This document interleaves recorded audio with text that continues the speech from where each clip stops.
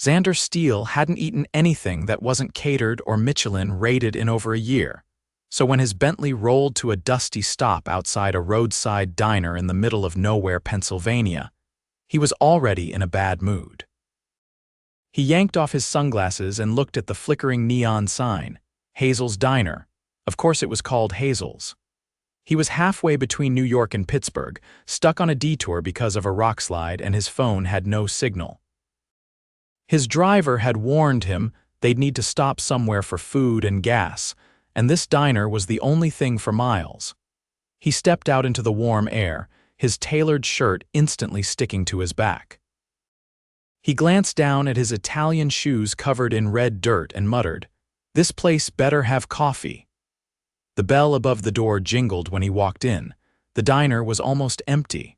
A farmer sat at the counter nursing a slice of pie, and two teenage boys were playing cards in a corner booth. The air smelled like bacon grease and old vinyl, and the ceiling fan creaked with every spin. Then she turned. The waitress behind the counter wore a faded blue apron, her hair falling in soft waves around her face. She looked like she belonged in a movie natural, unbothered by the world and stunning in the kind of way that didn't try. Her name tag read Hallie. "Grab any seat you want," she said with a bright smile that didn't match his mood. Xander didn't sit. He stared at her for a moment longer than necessary, then made his way to the booth near the window, the leather seat groaning under his weight. She approached a minute later with a pot of coffee in one hand and a menu in the other. "You look like you need this," she said, pouring coffee into his cup before he could speak. "I look like I need a lot of things," he muttered, rubbing his forehead. "Well, I only serve caffeine and sarcasm, so pick your poison." She winked and set the menu down. "Let me guess. You're not from around here." "What gave it away?" he said dryly. She laughed, and it was the kind of sound that didn't belong in a place like this, soft, melodic, like it had never been broken. "The car out front. And the fact that your watch probably costs more than this diner." He glanced down at his wrist. Patek Philippe. She wasn't wrong. He looked back up at her. "And you are Hallie," she said, nodding toward her name tag. "Hallie Zane. Owner, waitress, dishwasher, therapist, whatever the day needs." "You own this place?" he asked, surprised. "Yeah, took it over after my dad passed. It's not fancy, but it's home." Xander blinked. She couldn't be more than 26, maybe 27. But there was something strong in her eyes, like she'd seen hard days and decided to keep going anyway. He didn't say anything. She handed him the menu and walked away. He watched her as she moved behind the counter, pouring coffee for the farmer, laughing at something one of the teens yelled. She belonged here. Not in the sense that she was stuck, no, she owned the space, filled it with some kind of quiet light, the kind of light he hadn't felt in years. He was used to boardrooms, cold skyscrapers, and women who wore red lipstick like armor. Women who knew his net worth before they knew his middle name. But Hallie hadn't even asked what he did. He ordered pancakes and eggs. She brought them without comment and he ate without speaking. But he kept watching her. When he finished, she brought the check and leaned against the booth with a rag in her hand. "So, what's your story, Mr. Fancy Watch?" He looked up at her, caught off guard. "My name's Xander." "Xander what?" He paused. It wasn't that he was hiding.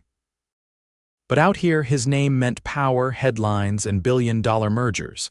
He wasn't sure why he didn't want her to know. "Xander Steele," her eyebrows lifted. "Wait, like Steele Enterprises?" He gave a slow nod. She laughed. "Well, damn, didn't expect that." "What's a billionaire doing in a diner where the AC barely works?" Rockslide on the highway. "No signal. Driver needed gas. I needed coffee." "Well, congrats," she said, gesturing to his empty cup. "You survived." He snorted before he could stop himself. "Barely." Her smile softened. "You seem tense. You would be too if you had a board meeting in Manhattan tomorrow and your entire schedule just got wrecked." She tilted her head. "Maybe that's a good thing." "What?" "Maybe the universe wanted you to stop for a second, breathe, eat a pancake." He stared at her. "You really believe that?" "I believe sometimes your life needs to break down a little to show you where it's cracked." He didn't know what to say to that. She pushed off the booth. Come on, I'll show you the back lot. Sunset's insane from there, he hesitated. Unless you're afraid of dirt on your Italian loafers. He stood. The back lot was just a gravel patch with a few old trucks and a view of endless hills. But the sky was on fire. Gold, orange, streaks of red bleeding into deep purple, they stood side by side, silent.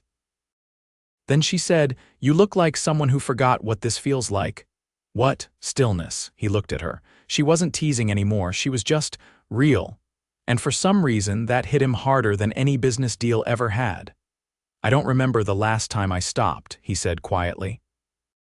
"Maybe that's why you're here," she replied. He turned to face her. "You always talk in riddles?" "No, just when I'm serving pancakes to billionaires with haunted eyes." He laughed again. A real one this time, she smiled. And in that moment, standing behind a diner with gravel under his shoes and a sunset reflecting off her eyes, Xander Steele felt something he hadn't in years. Peace. He didn't know why he didn't want to leave, and that scared him more than anything. Xander hadn't planned to stay the night. But somewhere between the sunset and the silence that followed, the idea of driving off felt like slamming a door he hadn't realized was open.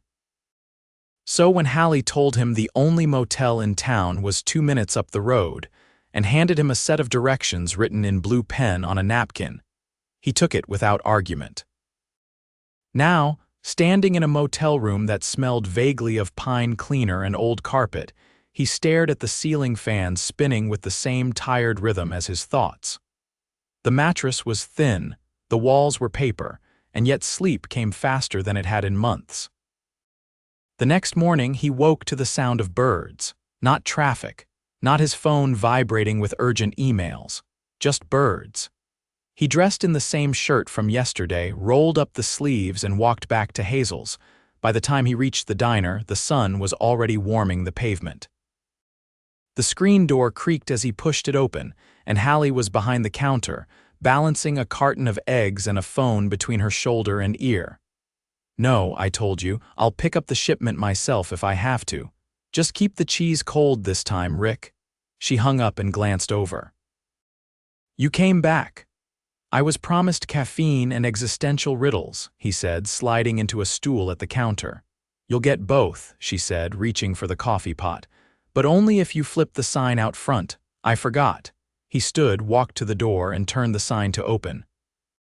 When he returned, she had already poured his coffee and was cracking eggs into a pan. "I thought you'd be halfway to Manhattan by now," she said, not looking at him. "I should be. So why aren't you?" He watched her work, quick, efficient, like she'd done this 1,000 times but still gave a damn every morning. "I don't know, maybe I wanted to see if you were real." That made her pause for half a second. Then she reached for a plate and said, "Well, here I am. Flesh, bone, and a lot of unpaid invoices." He picked up his coffee.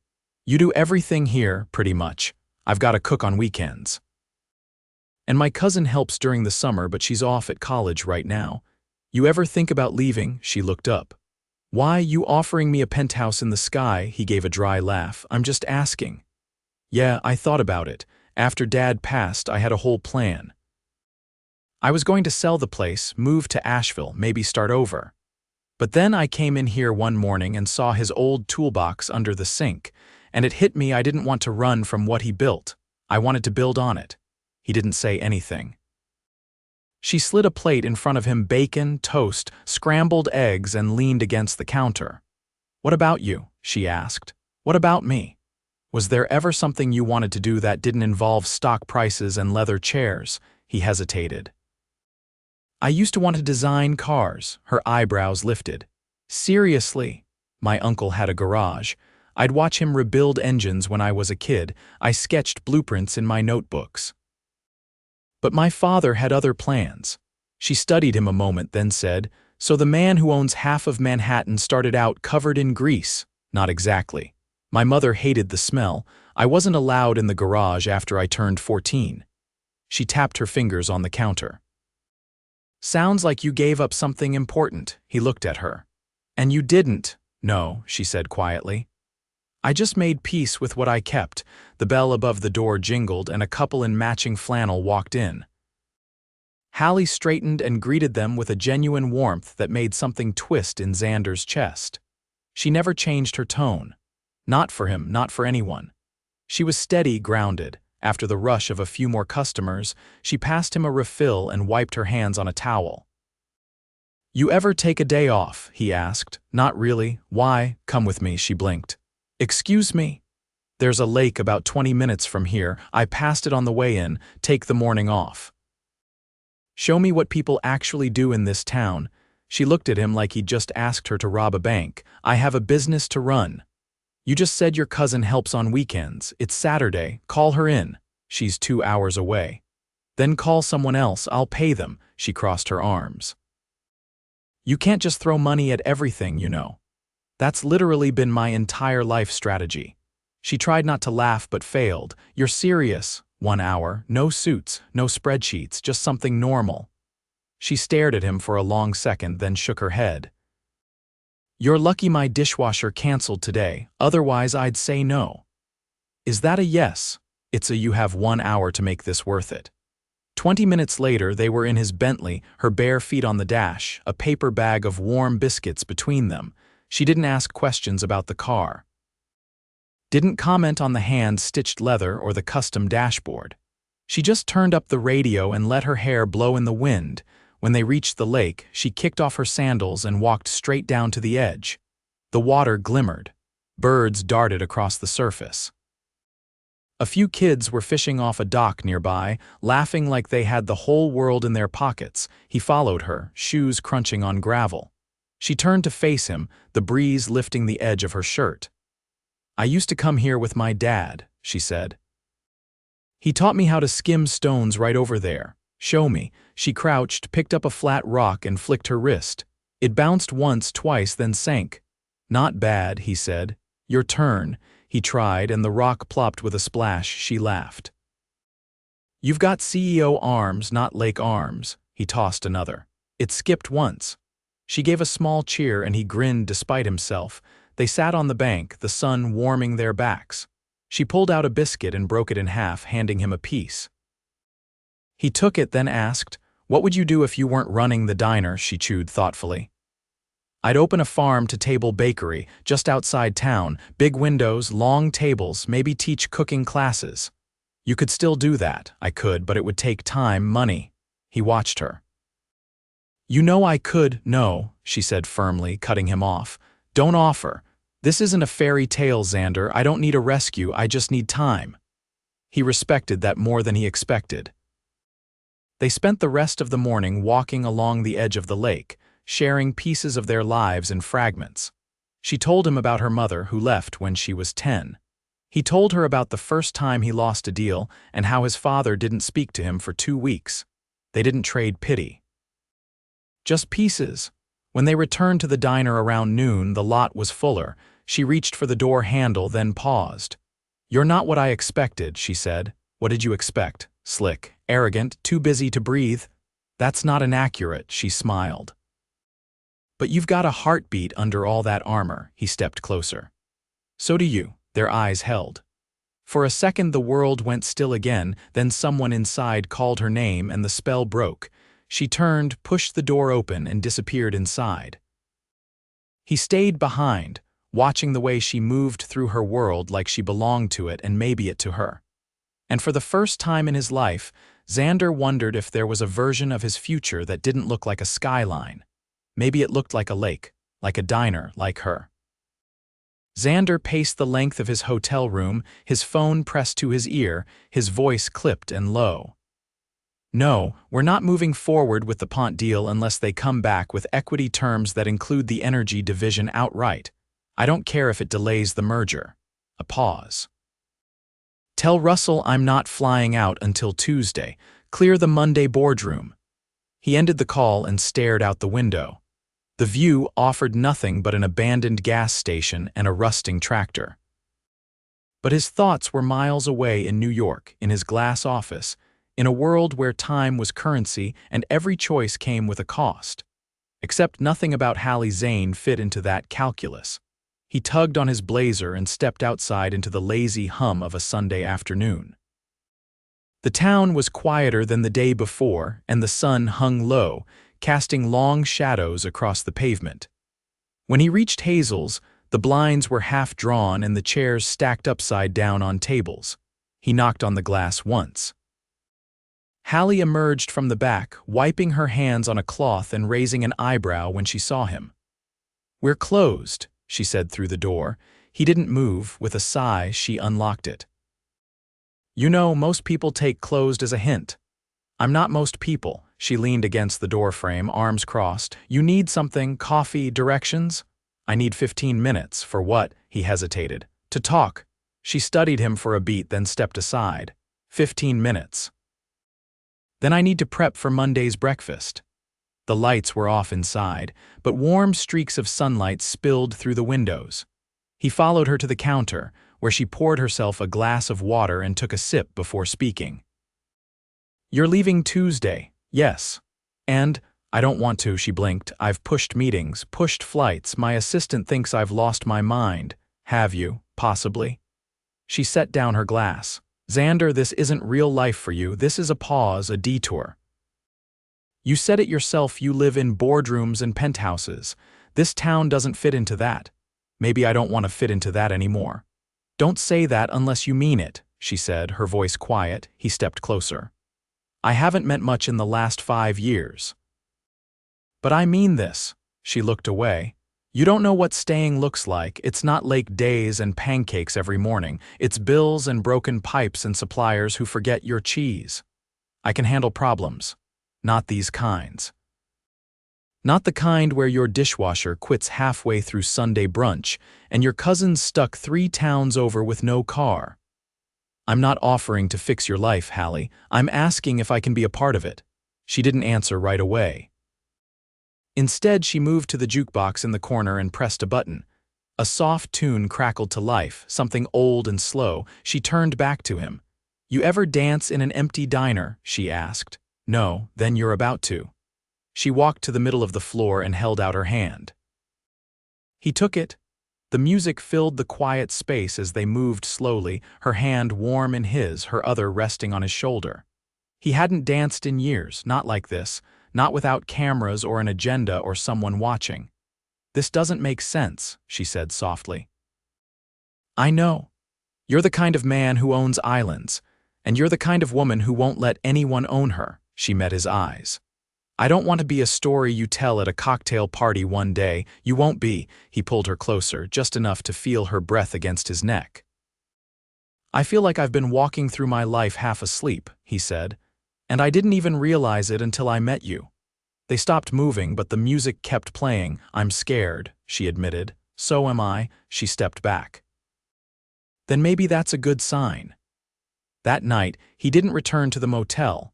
Instead, they sat on the roof above the diner, a couple of mismatched blankets wrapped around their shoulders. She passed him a mason jar of lemonade, and they talked until the stars blinked to life above them. She showed him constellations. He showed her the scar on his wrist from a childhood bike accident. She told him about the time she almost burned down the kitchen trying to make her father's secret chili recipe. He told her about the first time he realized his father loved the company more than his family. They didn't kiss.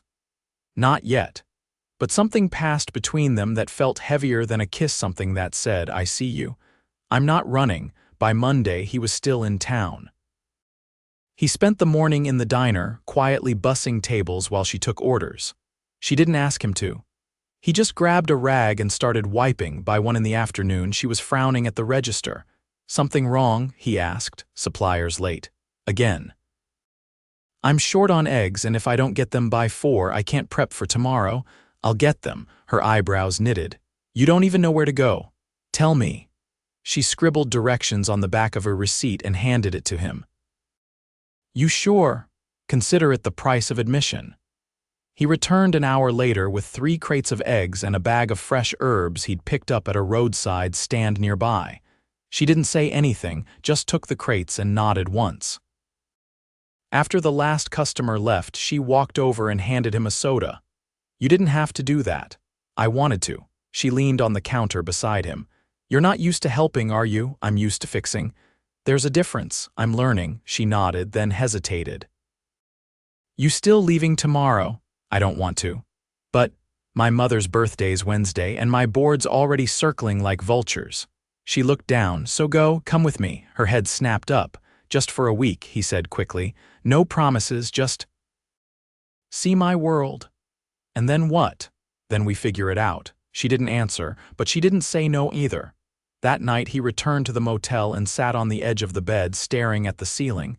His suitcase was still packed, his flight was booked. But his heart was somewhere else under a flickering diner sign, in a kitchen with cracked tiles, beside a woman who looked at him like she saw everything beneath the surface. He didn't sleep. At dawn, he was back at the diner, standing beside her car with 2 coffees and a suitcase at his feet. She stepped outside, hair tied back, apron already on. You're early, she said. I couldn't leave without asking again. She looked at the suitcase. You serious? Completely. She took a sip of the coffee and stared out at the horizon. Then she said, okay. And just like that, everything shifted. He opened the passenger door for her, she slid in. And for the first time in his life, Xander Steele didn't know where the road would end, but it didn't matter, because she was beside him. The elevator doors opened to a gleaming marble foyer and Hallie stepped out, heels clicking softly against polished stone. She held her breath for a beat, then exhaled. The city was louder than she remembered, and the sky, even from this high up, felt smaller somehow than it did back home. Xander's hand brushed hers as he walked beside her, quietly attentive. A doorman greeted them with a crisp nod and opened the double doors into the penthouse. Hallie stepped into a world of glass and steel, a panoramic view of Manhattan stretching endlessly in every direction. It was breathtaking, cold in its own way, but undeniably majestic. This place looks like it's never been lived in, she said, turning slowly to take in the minimalist furniture, the carefully curated art, the silence. That's because it hasn't been, Xander said. I bought it 2 years ago. I've spent more nights in hotel suites than here, she turned to him. Then why keep it, he shrugged. I thought I'd need it, for entertaining, for status. He paused. For appearances. Hallie walked toward the floor-to-ceiling windows and pressed her palm lightly against the glass. And now, I want to fill it with noise. She looked back at him, and something unspoken settled in the space between them. The week unfolded like a dream that didn't quite fit the shape of her life. There were charity galas and rooftop dinners. Insider meetings Xander brought her to without hesitation. She wore dresses chosen by stylists who seemed more surprised by her directness than her presence. She met his bored, stoic men in suits who gave her curious glances but said nothing impolite. Xander didn't let her out of his sight, not in a possessive way but as if he simply wanted her near. One evening, as she sat beside him in the back of a black car weaving through the city, she turned to him. You don't seem to flinch when people judge. I've had practice. But they look at me like I'm a temporary distraction. He looked at her, then really looked. You're not a distraction. You're the only real thing in this whole city. She leaned her head against the seat but didn't reply. She didn't need to. The next afternoon, Hallie wandered into the studio room Xander had barely touched. Dust had settled on the drafting table in the corner, and a set of untouched sketchbooks lay stacked beside it.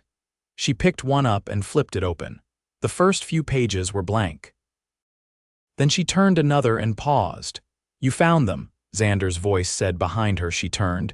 You still sketch. Sometimes. Not often, only when I forget how to breathe.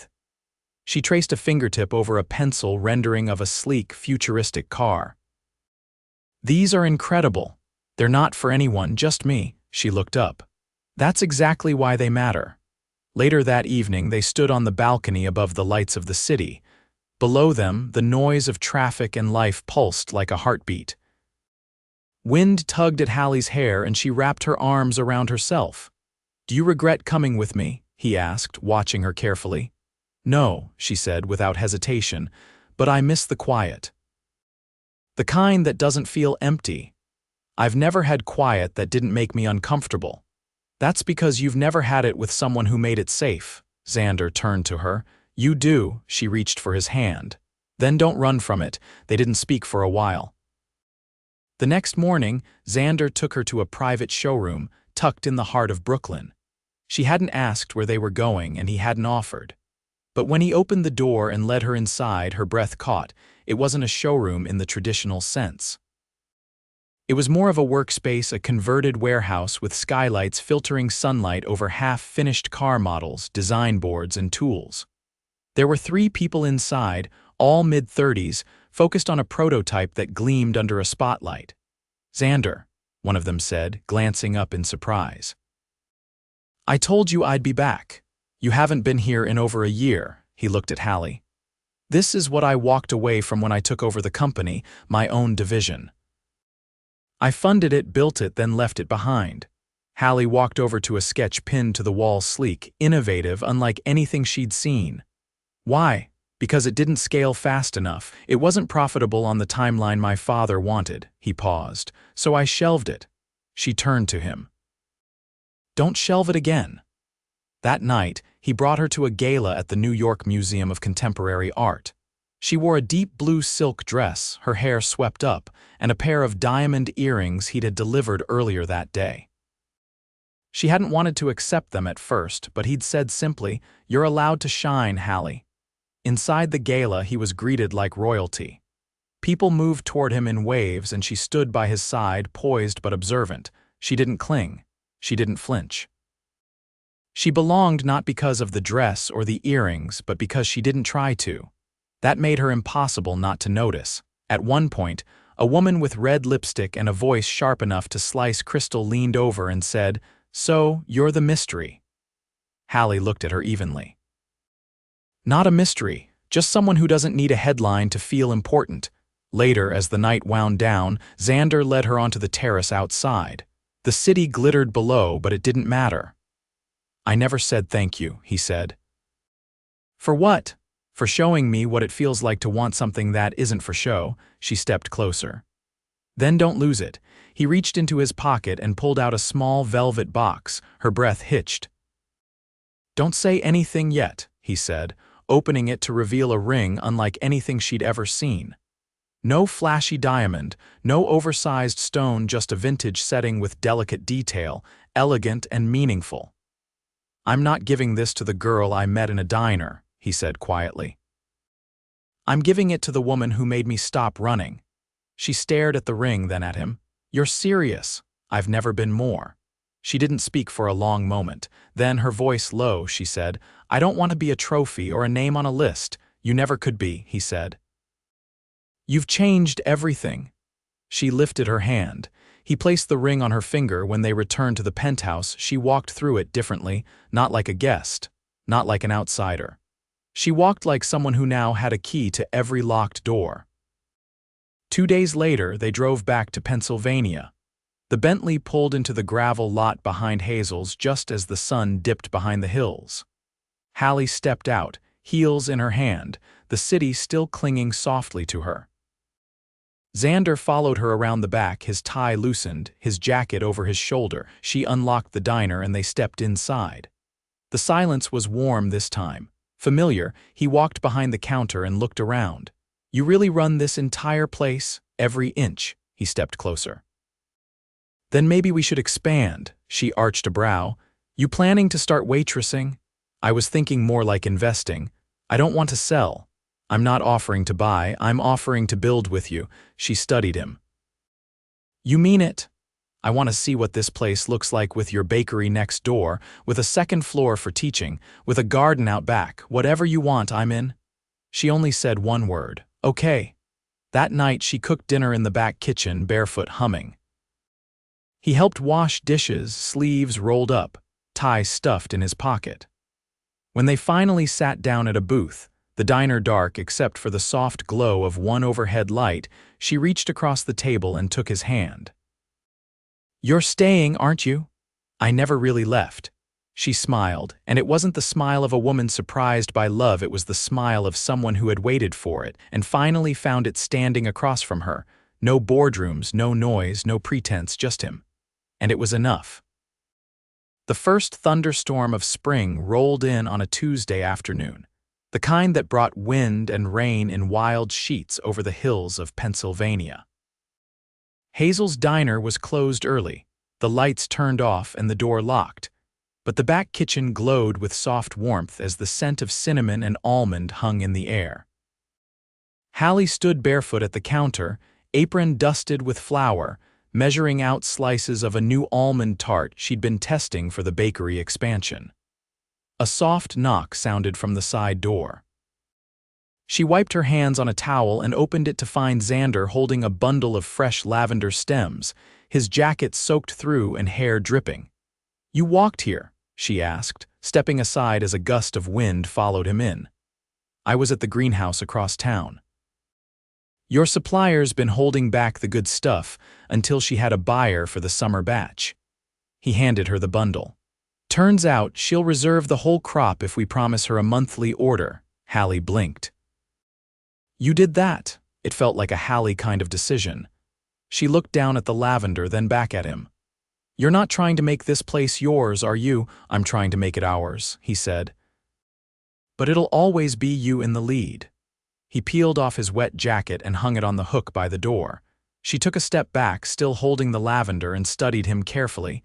"You don't look like the man who walked into this diner 6 weeks ago." "I don't feel like him," he said. "I don't miss him either." She set the lavender down and pulled off her apron. "Come here." He stepped forward, his hands settling at her waist. She rested her palms on his chest, just over his heartbeat.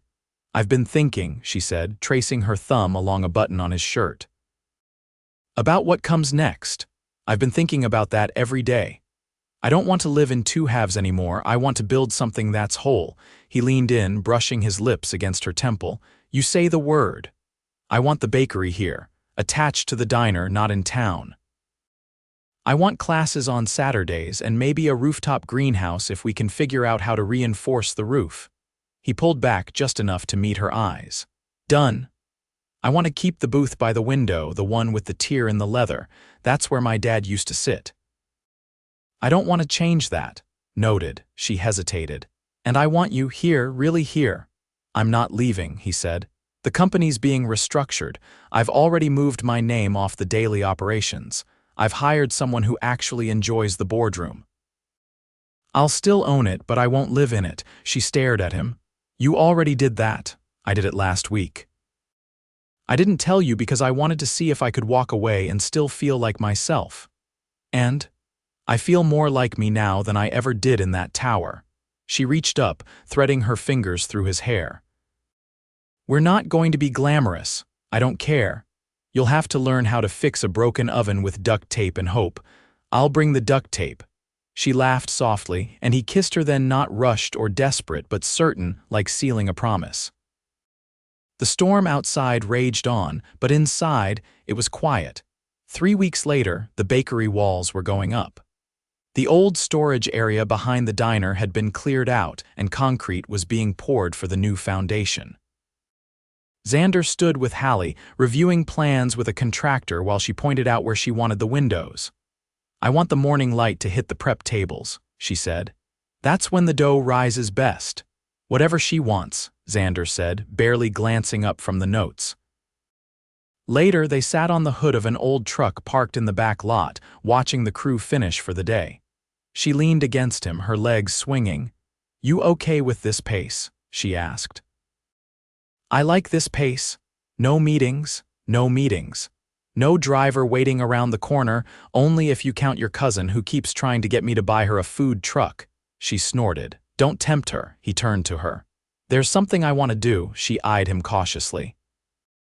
"If this involves a helicopter or a private island, I swear, no helicopters," he said, reaching into his coat pocket.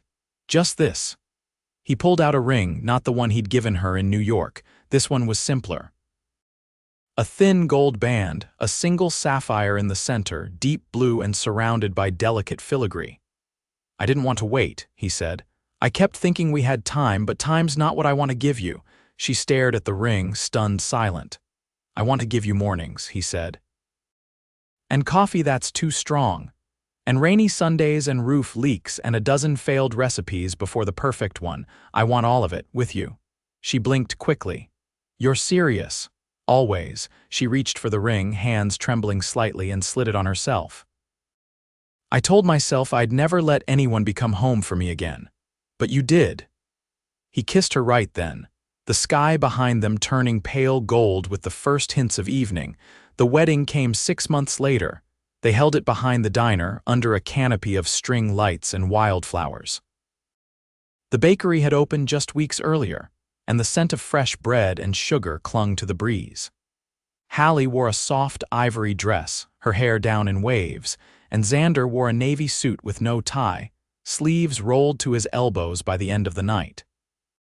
The guests were locals, farmers, shop owners, cousins, and a handful of people from Xander's New York life who had traded designer shoes for boots that day.